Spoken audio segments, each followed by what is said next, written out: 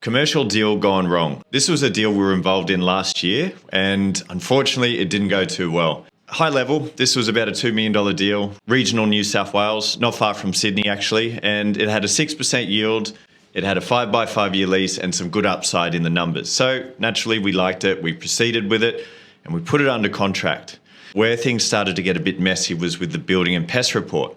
When we finally got access to this deal, they said do not check under the floors. So naturally you want to check under the floors. And the problem with getting access to the floors was they were blaming the tenant, saying we're going to, basically stop them from operating their business during the day hours. And that was their excuse. But as we went through DD, the agents provided us a lot more information during the process. So they showed us that they did extra fireworks, they had structural engineering done on the roofs, and it felt like they kept pointing us in a different direction because we kept coming back to the subfloor and we just got no answers. And in fact, we got an old invoice showing that they had repaired some previous termite damage back in the day when they previously purchased the property. They said refer to the report, and they never sent this report, so second red flag.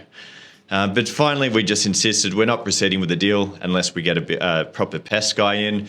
And for some reason, we weren't really trusting the locals down there because they all seemed to know each other. So we got someone from Sydney, paid a little bit extra, got them to go down there, and again, getting access was really hard on the day. We found a few funny things out, like, the agent and the owner were schoolmates, so obviously the agent needs to represent the vendor, but we really felt like we were kind of on the outer here, not getting the full information supplied to us. So we wanted to get our own building and pest report, not from the local area. It turned out that 60% of the subfloor was destroyed by live termites. But there was so much upside in this deal, we thought, look, we can try fix this. And we got quotes, and it turns out we needed about 150 grand to fix the property, and it was sinking for previous tenants before the current one. So what would happen is the floor would literally sink in 5 square meter areas. They'd repair that, and then it would sink somewhere else. These termites were going crazy in this property, and it wasn't a new problem. It's been around for a decade plus. So the end result was not a good one. The deal blew up. We had to crash. They were giving us nothing.